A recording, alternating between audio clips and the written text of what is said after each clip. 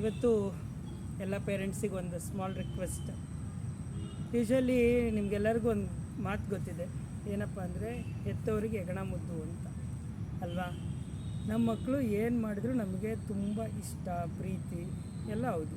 ಅದ್ರ ಜೊತೆಗೆ ನಾವು ಊಟ ಕೊಡ್ತೀವಿ, ಬಟ್ಟೆ ಕೊಡ್ತೀವಿ, ಒಳ್ಳೆ ಕಾಲೇಜಿಗೆ ಕಳಿಸ್ತೀವಿ, ಒಳ್ಳೆ ಶಾಲೆಗೆ ಸೇರಿಸ್ತೀವಿ, ಅವ್ರು ಬಯಸಿದ್ದೆಲ್ಲ ಕೊಡ್ತೀವಿ. ಆದರೆ ಒಂದು ಮಾತ್ರ ಮಿಸ್ಟೇಕ್ ಮಾಡ್ತೀವಿ. ಏನು ಗೊತ್ತಾ, ನಿನ್ನ ದಡ್ಡ, ನಿನ್ನ ಕೈಲಾಗಲ್ಲ, ಹಾಗೆ ಹೀಗೆ ಬೈತಾನೇ ಇರ್ತೀವಿ. ಓದ್ಕೋ, ಯಾವಾಗಲೂ ಟಿ ವಿ ನೋಡ್ತೀಯ, ಈ ಥರ ಎಲ್ಲ ಹೇಳ್ತಾನೇ ಇರ್ತೀವಿ, ಹೌದಲ್ಲ. ಸೊ ನಾವು ಒಂದು ಸ್ವಲ್ಪ ಬದಲಾವಣೆ ಮಾಡ್ಕೊಳ್ಳೋಣ. ಏನಪ್ಪ ಅಂದರೆ ಪಾಸಿಟಿವ್ ಆ್ಯಟಿಟ್ಯೂಡನ್ನು ಇಟ್ಕೊಳ್ಳೋಣ.